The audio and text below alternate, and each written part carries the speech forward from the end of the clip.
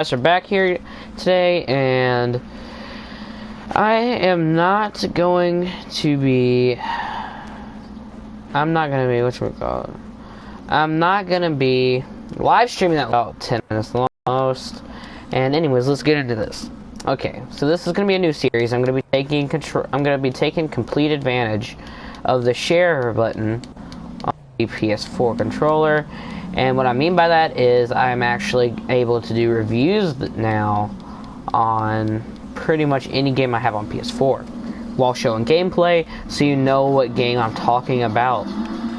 And today, guys, of course, I already said it, it's going to be my GTA 5 review. And, okay, I know a lot of people get flack for reviewing the game badly. It never has been, never will be perfect. There's no one game that's, well, no, there are perfect games, trust me. I've played a lot that I would consider perfect, and this is not one of them. This game is really good, but it's not perfect. First off, bad things about it. It always disconnects from the games, and people can leave heists. They can literally leave you high and dry, and you waste your money on the heist. What? What? That's just fucked up. Like, seriously. And you need 4 people to do a heist? What? Oh, God. Let's get into cars. Cars just... Okay, I'll put it like this. They give you the elegy for free. They think they're doing those people that can afford cars like noobs to the freaking game, when in fact they're pretty much, because, well, I mean, it's a free car. You can get as many of them as you want, number 2. So, I mean, you can literally have a full garage of free elegies, and what's the point? You can't even sell them. You can't even freaking sell them. You can sell any car in the game but them. Okay. And then you got, of course, the overpricing. The Armored Kuruma is $525K. What? It's a good car, but at the most, I would pay $425K. Because, I mean, you got to pay for the upgrades and colors and everything afterwards. So why charge such a high amount for a car that doesn't go that fast? I know it's got armor on it, but really, does it cost that much to put armor on a slow car? Does it really? I mean, seriously. You're seeing me use the Kuruma right now. Does it look like this car should be priced at that much? Okay, you might be saying, well, I mean, it's armored, it's really good, it's, you know, so-and-so fanboy stuff. No.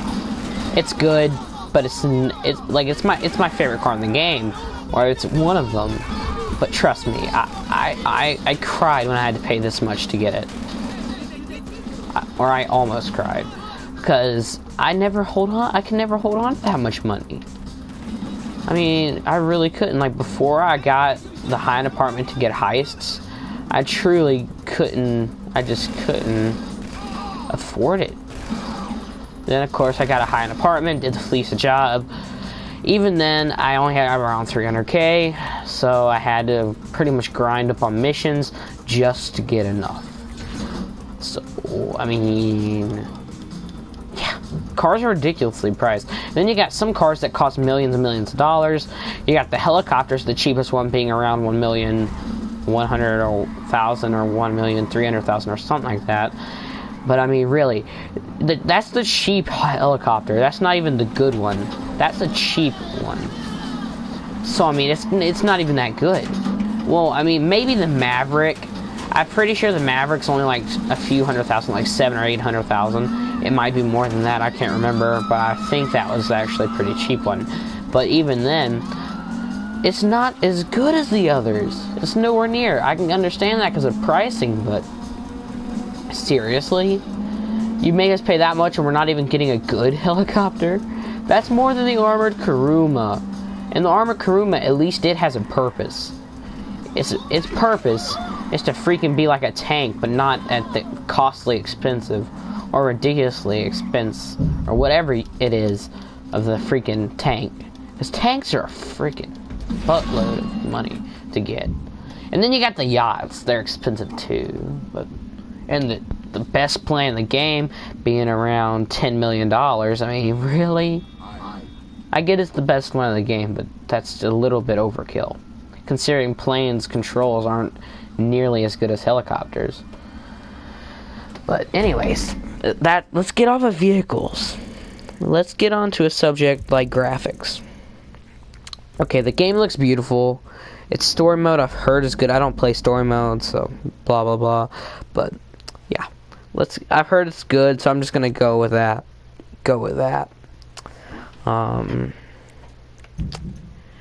Now let's freaking talk about graphics. Is this game really a really beautiful game? It comes in the middle. Does it max out? Like, does it really take control of all what the PlayStation 4 has to offer? No, it doesn't. It really, really doesn't. Last of Us Remastered easily looks 10 times better than this game. Black Ops 3 easily looks 10 times better than this game. Do I have to continue? Metal Gear Solid 5 looks a little bit better. Even Destiny looks a little bit better. And I don't like Destiny at all. I played it a little bit. I hate it. But yeah. So it's not graphically impressive at all. It's not that much better than the last gen versions.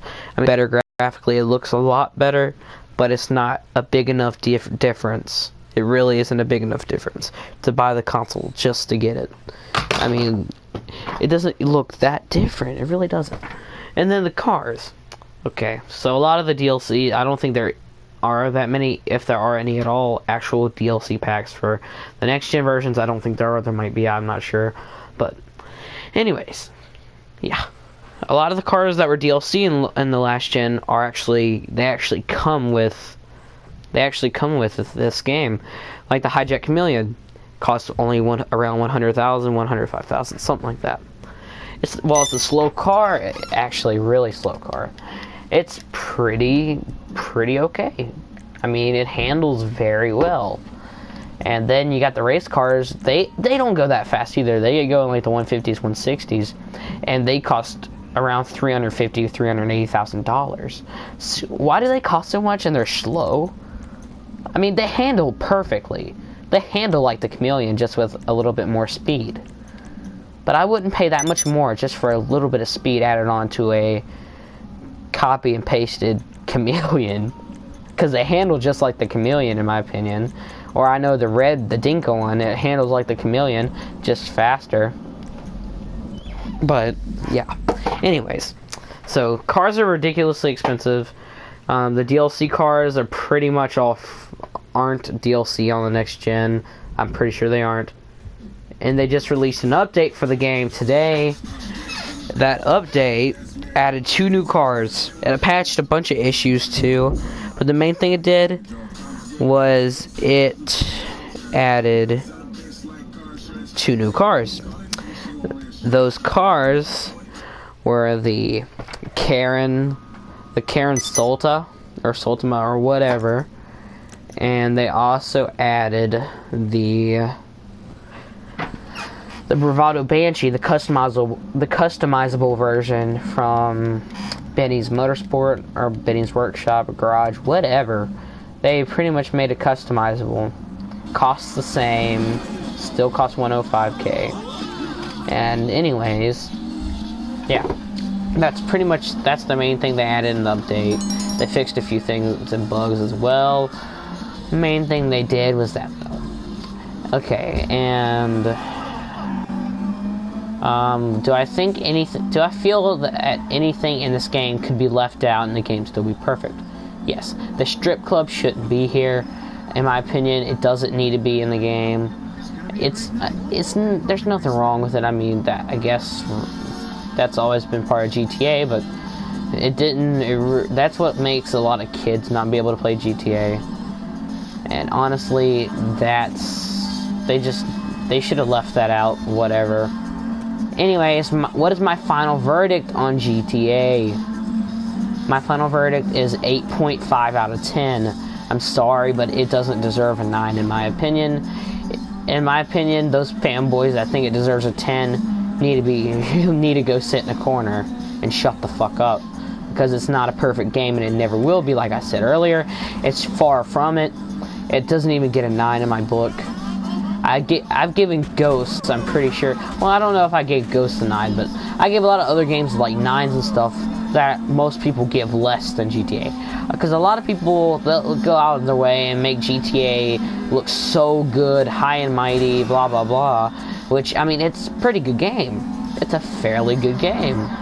It's nowhere near my favorite on the PS4 though.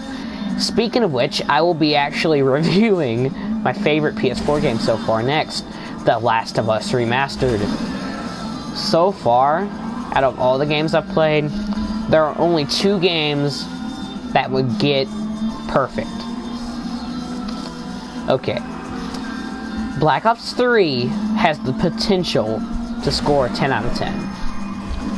But I'm not going to judge it until after the DLC is released, because I'm going to be a fair person and wait for the DLC.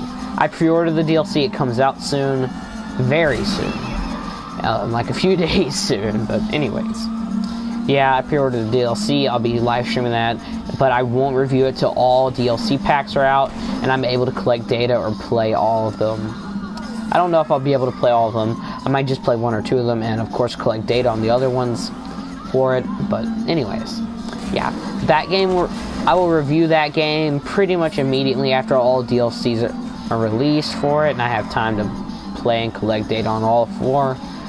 And yeah, so right now at Call of Duty's current state, I would give it like a 9, or like I would give it an 8.5 like GTA. But once the DLC is out, because I'm a huge Zombies fan, let's be honest here, I'm a huge Zombies fan. It has the potential, and if they do it right, the maps are good. Multiplayer gets better because the multiplayer maps could really be good. But yeah, if they do all that crap, then I will definitely consider it being a 10 out of 10. Heck, I might give it 11 out of 10. I mean, the DLC is really what makes Call of Duty Call of Duty. Let's get honest. Black Ops 2, its DLC was perfect. Black Ops 1 DLC perfect. World at War DLC was good. Black Ops 3, hopefully they do the same and they do really well.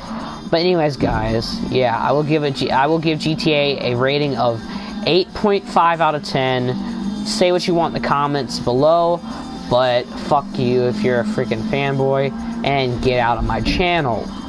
Thank you. And, well, I hope you had a good time watching. Didn't, tell me what I did wrong, and I will hopefully fix that mistake. But if you're just a fanboy, fuck off. Goodbye. This has been Britton Spicer, and I will talk to you later.